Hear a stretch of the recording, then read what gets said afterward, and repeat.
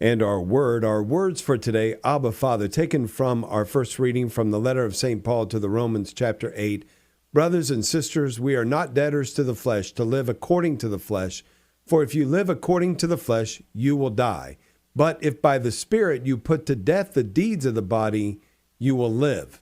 For those who are led by the Spirit of God are sons of God. For you did not receive a spirit of slavery to fall back into fear, but you received a spirit of adoption through which we cry, Abba, Father. The Spirit himself bears witness with our spirit that we are children of God, and if children, then heirs, heirs of God, and joint heirs with Christ, if only we suffer with him, so that we may also be glorified with him.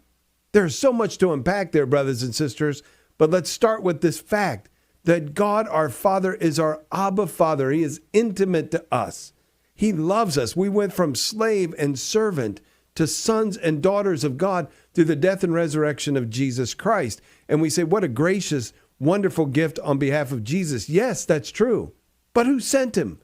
Whose will was it that we have that kind of relationship with him?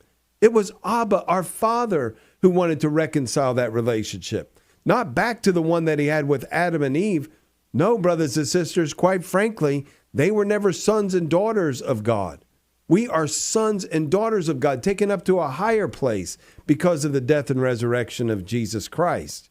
That is our position. That is who we are, heirs of Christ, heirs of the kingdom, sons and daughters of God. If this doesn't completely shift the way we think about the entire world, our entire lives, then we're missing something. God loves us that much. And maybe there's clarity in that relationship that comes to us through the gospel reading today. From the Gospel of Luke chapter 13, Jesus was teaching in a synagogue on the Sabbath, and a woman was there who for 18 years had been crippled by a spirit. She was bent over, completely incapable of standing erect. When Jesus saw her, he called to her and said, "Woman, you are set free of your infirmity." He laid his hands on her, and she at once stood up straight and glorified God. But the leader of the synagogue, indignant that Jesus had cured on the Sabbath, said to the crowd in reply, "There are 6 days when work should be done. Come on those days to be cured, not on the Sabbath day." The Lord said to him in reply, "Hypocrites! Does not each one of you on the Sabbath untie his ox or his ass from the manger and lead it out for watering? This daughter of Abraham, whom Satan had bound for 18 years now, ought she not to have been set free on the Sabbath day from this bondage?" He treated her, brothers and sisters, like a sister, like a daughter. That leader of the synagogue treated her like property, like an animal. Animals, in fact, Jesus pointed out, are treated better than her. That woman existed for that leader of the synagogue in order for him to have a benefit. He had a complete misunderstanding about her dignity in the Lord.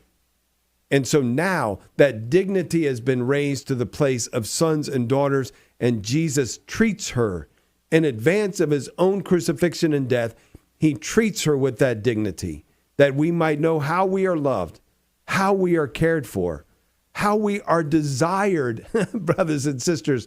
It's shocking, but when we let it penetrate our hearts and our minds and our spirits, then we can truly cry out with St. Paul, Abba, Father, the one who loves us, the one who cares for us, the one who desires us to be with him forever.